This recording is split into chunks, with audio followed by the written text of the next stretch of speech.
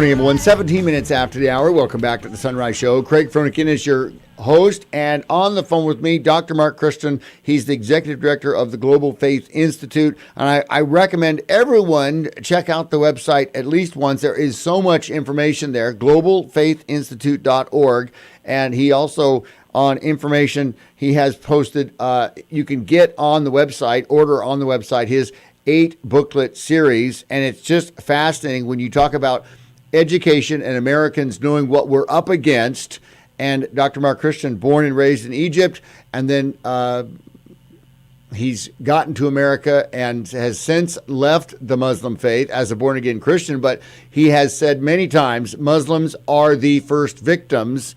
And Dr. Mark Christian, it's great to have you on this morning. Thank you very much for having me, and good morning to you and all your listeners. Well, you travel all over the country and speaking, and it's a wealth of knowledge. Your story is incredible, and we're just so blessed to have you on the program. So you were just in Atlanta, Georgia. What, with Americans that you visit throughout this country, you've got to be amazed at what they come up with questions. And and I was faced with it over the weekend. I had some people tell me, Craig, with Muslims, they're not that bad. I mean, I've met Muslims. They have the same concerns that we do about extremists. And what would you have to say about that if Muslims aren't combative and they just want to sow, the conversation of peace amongst everyone? When I travel around, and as you mentioned, almost every week, I'm in a different state now, and speaking to great Americans who wants to know what's going on. The reality is we are going against this situation in the wrong way. We are trying to look at Muslims and how Muslims are alike and so forth, and this is not the right way to approach the whole situation with ISIS or Islam in general. The reality is Muslims, can be in all kinds of shapes and forms and different kinds of approaches to life. Some of them are more religious than others and so forth. And if you look at it, if you go back in history and we look at World War II, America did not fight the Japanese people, and they did not fight the German people. They fight the Nazi, and they find the imperial ideology of Japan. Right. And when that was eliminated, then everything was fine, and America was open for many people from Germany to come to America and help America to be moving forward after the war era. So the reality that we need to focus on is the ideology and not the people. Muslims, yes, there is lots of them peaceful, lots of them Americans, lots of them wants to be American, lots of them wants to live the Western mind and Western lifestyle, and many of them wants to be ISIS mindset and wants to live ISIS lifestyle. How can we judge this? And from that, we have to avoid talking about people and talk about ideology. Exactly. So the ideology, and that when I had mentioned that it's 80%, Islam is 80% political and 20% religious, I was immediately challenged by saying, Craig, where do you get that figure? You can get this figure from the verses of the Quran. You can get this figure from the teachings of Muhammad, the history of Muhammad. If you look at the history of Muhammad, and you look at Islam as an ideology, you look at 5 pillars of Islam and thousands of pages and thousands of history of a political power and establishment of a theocratic power. And that started by the Prophet himself. If you look at Muhammad, who was he? He was a king of the Islamic Empire. He acted as such for the last 11 years of his life.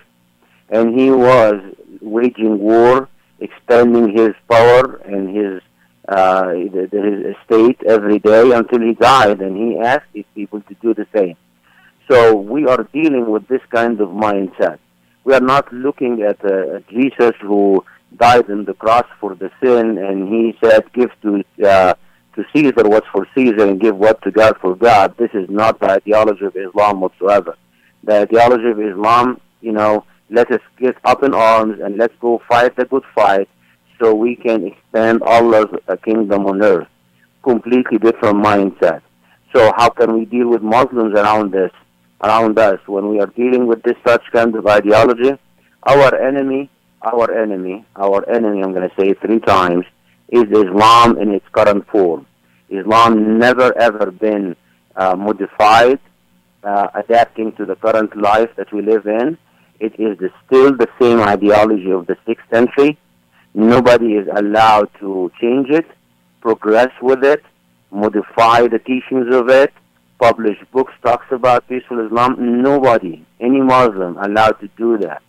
Until we come to this point, Islam is our enemy, not the Muslims. Exactly. And, like you say many times, Muslims are the first victims. They are born immediately as a Muslim into a Muslim family. They cannot speak out.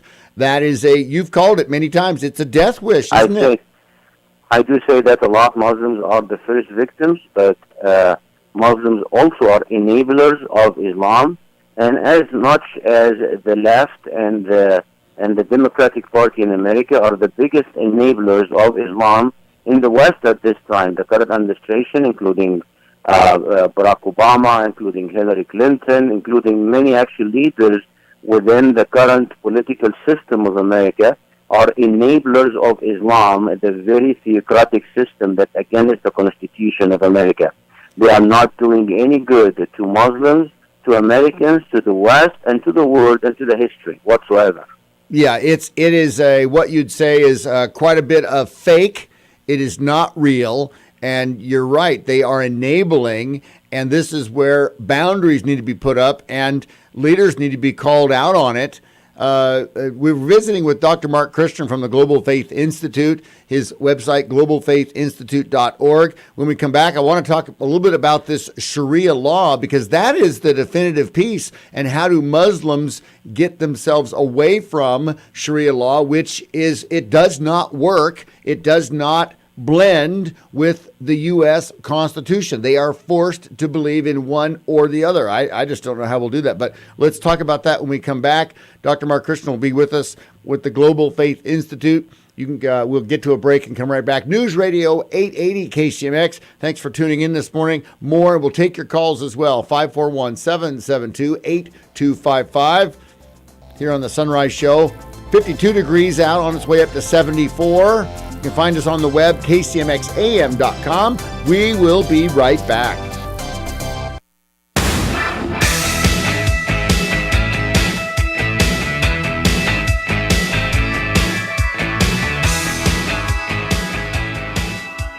Good morning, everyone. 33 minutes after the hour. Welcome back to the Sunrise Show. And we're continuing with Dr. Mark Christian from the Global Faith Institute, globalfaithinstitute.org. And Dr. Mark Christian travels all around the country. He was just in Atlanta this last weekend. And Dr. Mark, it's great to have you on the program. We were just talking about how, Muslims, of course, they are the first victims, but that the 3 types of Muslims, and then our enemy is Islam. We're not fighting the people, but we're fighting the ideology, much like Americans in World War II, we fought the Nazis, not the German people. I love how that kind of brings it into perspective for folks that are dealing with what to do next. But, I talked about Sharia law, and how is that balanced? Because Sharia law is from God, it's from Allah, and it's listed, it's in the Quran, and it's the absolute. So how do Muslims, if they come to this country, how do they set aside the Sharia law in order to stand and defend and be under the U.S. Constitution? We are a country of laws, and if we're going to be enforcing the law in America, then everybody has to abide with it, and who doesn't has to leave. That's a very simple statement. That is the situation with all of us. Why would we give some kind of layout to those who doesn't want to abide? The fact of the matter is, it's not only we are dealing with people who can harm themselves by Sharia law. We're talking about people that can harm others, and we're talking about people who can harm, the community, and we're talking about Sharia law. And it's nature is seditious to the nature of the government of the United States of America. Yes. Let me kind of revisit all of what I just said. When you're talking about Sharia law, people in America are getting it to the wrong way as well. Sharia law is a vast amount of laws and regulations that govern the livelihood of every Muslim man, woman, and child. And there is a huge amount of codes within the Sharia law that American government has nothing to do with it, and they have nothing to say about it, which includes inheritance and marriage and divorce and practicing the religion and the day-to-day life of many Muslims. The Constitution protects those parts of Sharia law to be practiced in America. But when we come to the part of Sharia law that talks about injustice between men and women, it talks about the supremacist of Muslims over everybody and supremacist of Muslim men over women, Muslims as well, and the allowance of domestic violence and polygamy and honor killing and killing of the apostates and establishment of a state and building a theocratic system and working within the system until you take over government. All of those things within Sharia law are supposed to be fought hard from the American government to be not practiced or not preached or not propagated within the American culture.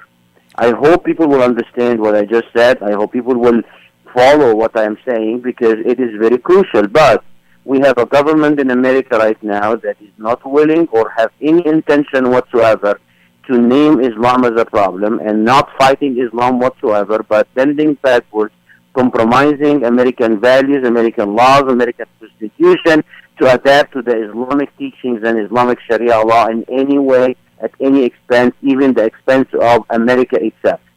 And this is what we are facing as a country and as a nation, as the West, as the world. Why? Because we have a president who came out at some point in time and said Islam is a religion of peace, which is the biggest lie in history. We have a president right now that he comes out and says Islam has nothing to do with ISIS. We have Hillary Clinton, who is very proudly says that Islam is the fastest growing religion in America, and it is a beautiful religion, and we should do whatever it takes to embrace Islam in America. And she's doing that on her own by having an top aide that is a Muslim and many Muslims around her in her campaign. So are we even trying to fix the problem? Are we even taking one step to stop what took place in 9/11? No, we are not. As a matter of fact, we are going to the opposite direction. We are letting 9/11 to be an ultimate success for Islam. Look at what happened after 9/11. 9/11 happened, so Islam will propagate in America. Many people think this is crazy. But the fact on the matter, on the ground, since 9/11, you have 85% of Muslims, of Islamic mosques has been built after 9/11. Islam has infiltrated every aspect of the American culture and the American government. Islam set the rules on the military engagement. It set the rules on how people should wear and should not wear in the military. Islam has set its way into the American culture deep enough to actually direct America and how America should go and how it should move forward. Well, and Mark, you discussed this in your booklet, your third book in a series of 8, Infiltration, and we are dealing exactly with this infiltration of Islam into America. And this is where Americans need to understand it's not a hate speech, it's just facts. And you just said it so beautifully, Mark, that the leaders are not addressing the issue. Instead, they're coming alongside the issue, and you wonder, if you follow the money, if it's power and control and money driven. Money, power, fear. Number one is fear. Islam is based in installing fear in the hearts of unbelievers. It is the very nature of Sharia, of jihad. Install the fear in the hearts of the unbelievers. When you install the fear of people, they act in two ways: fight the good fight or compromise. America chooses to compromise. Ugh. Mark, it's profound what you're saying, because here we were, America rallied after 9/11. We have great Americans all throughout. The best and the brightest stepped up, got into the military to defend this country, to go back and to deal with this kind of thing. Instead, it was all for naught. And now we've got leaders compromising against the very evil that struck down at this country. We let the 19 hijacker of 9/11 not only to kill 3,000 people in that day, but actually to propagate Islam and to succeed in their initiative beyond their own imagination and beyond their own intention. We are letting the 9/11 attack on America to be an ultimate success of Islam in ways that even the hijackers themselves never thought would be. You know, Mark, you just wrote an article about the most recent mayor of London being elected this last week as a Muslim. And in our last, few minutes, what's going to happen there? Because now Islam has an ally. How is he going to conduct himself in such? Because Europe is in turmoil right now, and this is Let's look at it this way again. Here is what I mentioned earlier. Islam teaches to install the fear in the hearts of the unbelievers. And when people are afraid, they do two things. They fight the good fight or compromise. America chooses to compromise. Europe chooses to compromise. The reason that this man was elected to be the mayor of London is because English people are afraid of Islam, decided to compromise in the hopes that Islam would not continue fighting them in the streets. This is exactly what's taking place. The election of a mayor to London is a remarkable thing in the history of Islam. Why? Because always it has been the case that Islam, to install somebody in government and take over nations, it has to be by a fight, by attack, by war. This is the first time in the history of Islam and the history of humanity that Islam succeeded to do that very thing, not by war, but by civilization jihad. This is the ultimate success of civilization jihad. I have a booklet about it. If people go to our website and pick that book, and you understand how to change the mindset of a nation in a ways that it will pave the way for somebody like the mayor of London to be elected as a Muslim.